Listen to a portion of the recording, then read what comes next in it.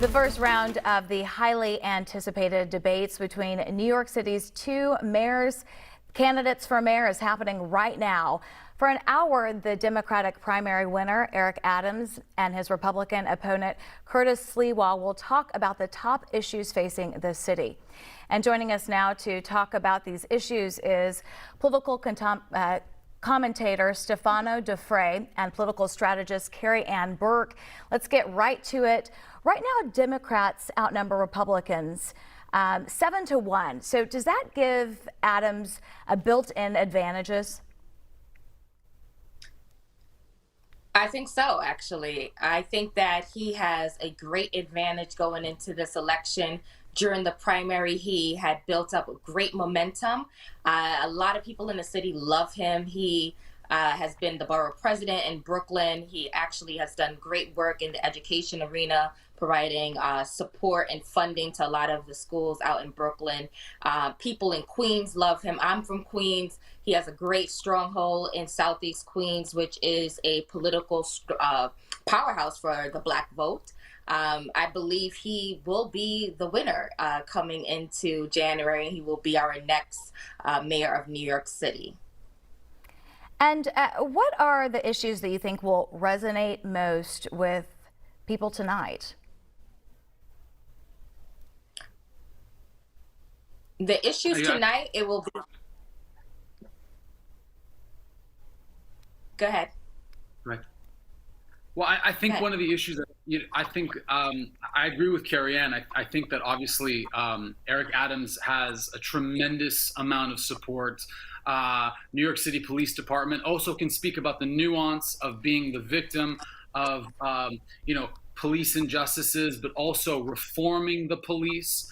He's on record for not being in favor of qualified immunity. So, he has a lot of advantages in that way. And I think Curtis Sliwa will try to nitpick at specific issues regarding vaccine mandates. One of the things that's very interesting is that Adams has been very much in favor of vaccine mandates for kids going to school. And he's always talked about following the science. Whereas, Curtis Sliwa has been a little bit more on the de Blasio camp of more sort of testing kids, but not having them vaccinated before school. So I think he's going to try that technique to try to see if he can poke holes in Adams's arguments. But it's going to be very hard because Adams has a lot of support in many, many different communities: Brooklyn, Queens, Staten Island, and particularly in Manhattan as well. Carrie Ann, we speak about education a lot on this channel. Both candidates do not agree with ending New York's gifted and talented program, a program that has a history of being discriminatory against Black and brown students. Each candidate would like to expand charter schools, but will that really benefit students of color? I think it will benefit students of color. I see much success in my neighborhoods of the charter schools that provide for our students. I think that expanding access to test prep as well will also assist people of color and their children. I myself, even though I'm not in the age range for a gifted and talented, but another contentious subject is the specialized high school examinations. I went to a specialized high school. I went to Bronx Science. And it was due to the access to test preps that actually let me be able to get into that school. So I think with the support, our children are just as capable, and we shouldn't have to take away the examinations or revamp the system entirely. We can rise to the level if we have equitable resources. And I think Adams actually knows about what is needed to have that equity. And I'm confident that he will come up with innovative practices. He will expand possibly charter schools and other programs that will support people of color and their children.